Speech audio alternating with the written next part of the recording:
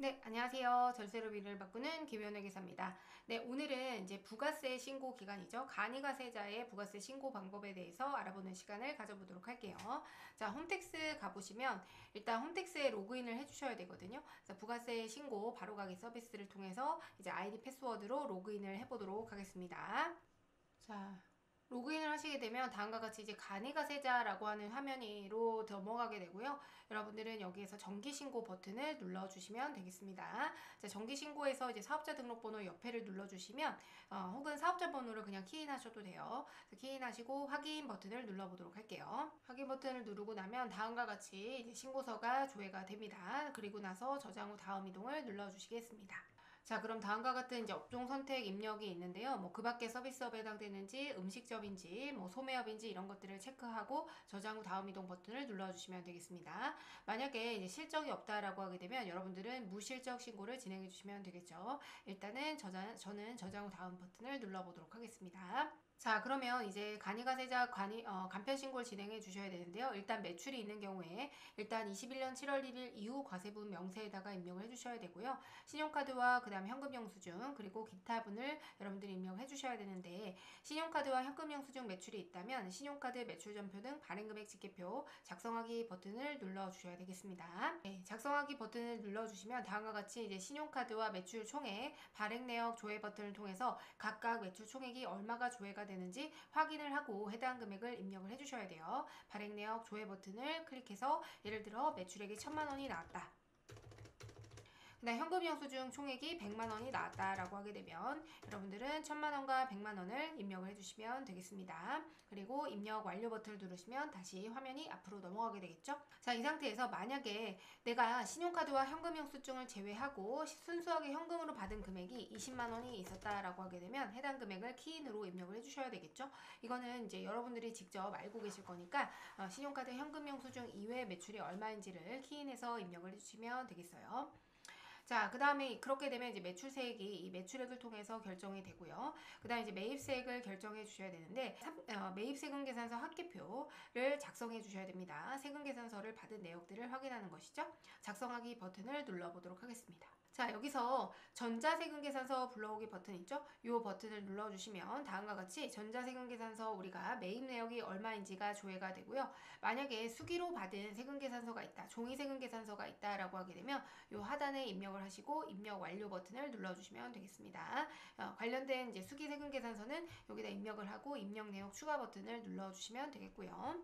자, 그리고 나서 이제 신용카드와 관련된 매입세액 명세서를 반영을 해주셔야 되는데 신용카드 수령 명세서 버튼을 눌러주시면 되고요. 사업용 신용카드로 분류를 한 내역, 매입 분류를 한 내역이 있다면 조회하기 버튼을 눌러서 다음과 같은 화면을 여기 보시면 이제 사전에 작업이 돼야 돼요. 신용카드와 관련해서는 매입세액 공제를 반영하기 위해서는 공제 대상인지 아닌지 세법에 따라서 구분을 한 다음에 이렇게 미리 작업을 해두시고 이 내역이 맞다면 건수는 25건, 공급가액은 397554, 3974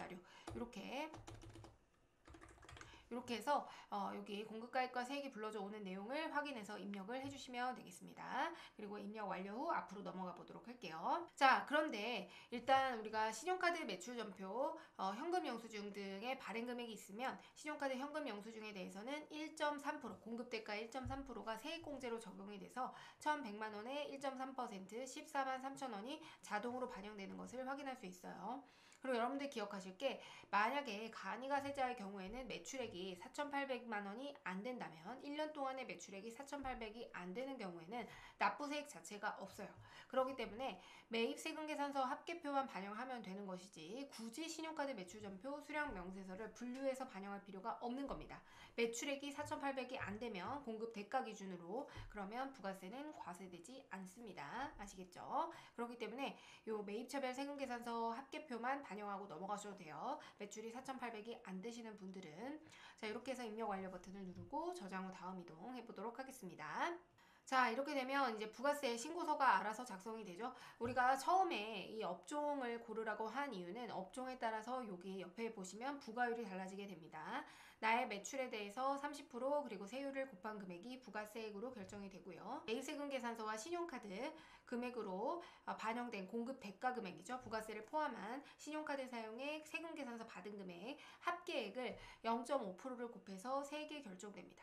그래서 매출세액에서 매입세액을 빼서 우리가 납부해야 되는 세액이 결정이 되죠. 18만 5천 원이 결정이 되는데 우리가 전체 매출액이 1120만 원이기 때문에 결국 납부세액은 반영이 되지 않습니다. 납부세액이 없는 걸로 나오게 될 거예요. 그래서 신고서 입력 완료 버튼을 누르시게 되면 신고서는 완료된다라는 것이죠.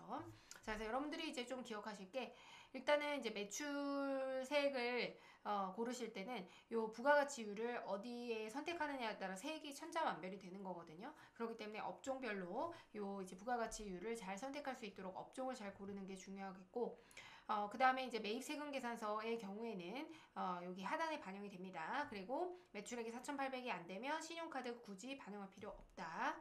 그 다음에 신용카드 현금 영수증 매출이 있었다면 해당 금액의 1.3%가 세액공제로 반영이 되는 겁니다. 그리고 이제 그 외에는 이제 과세표준 명세를 이제 작성을 해야 되는데, 요 작성하기 우리가 관련된 매출액이 어떤 것 때문에 발생이 되는지, 어떤 업종으로 발생이 되는지를 입력해 주시면 되겠습니다. 만약에 이 1120만 원이 교육 서비스업 외에도 도소매라든가 다양한 곳에서 매출이 발생했다면 그 업종 코드별로 구분해서 매출을 입력해 주셔야 되겠습니다. 여기 저장 후 입력하고 넘어가겠습니다.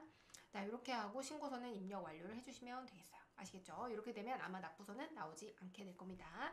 네, 그래서 지금까지 이제 간이가세자는 어떻게 부가세 신고를 홈택스에서 하는지에 대해서 알아봤고요.